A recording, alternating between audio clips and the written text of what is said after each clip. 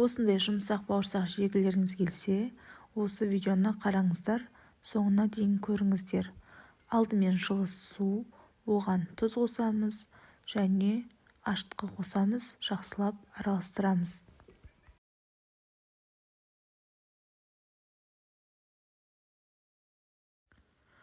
Ұнымызды бөліктерге бөліп қосамыз, яғни бәрін бірден салмаймыз.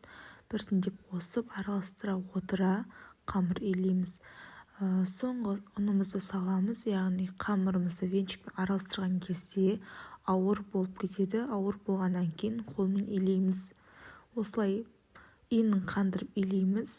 Барлығын әбден илеп алғаннан кейін барып жылы жерге бетін жауып орап қоямыз.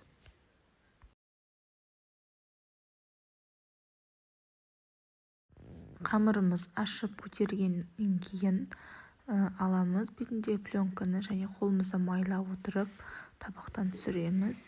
Және осы қамырымызды оқтаудың көмегімен жаятын боламыз. Жайғаннан кейін басы дөңгелек болып келетін формада осылай кесіп аламыз. Болмаса өздеріңіз төртбұрышты қылып кессеңіз де болады. Және бетін жауып 15 минутқа қоямыз. 15 минут көтергеннен кейін қызып тұрған майға екі жағын қызарғанша пісіріп аламыз. Яғни осылай көтеріледі видеодағыдай және өте дәмді болады. Сіздерге видео ұнаса, комментарийға қалдырып, лайк басып кетіңіздер және каналға тіркеліңіздер. Сіздермен салтанат ас болсын.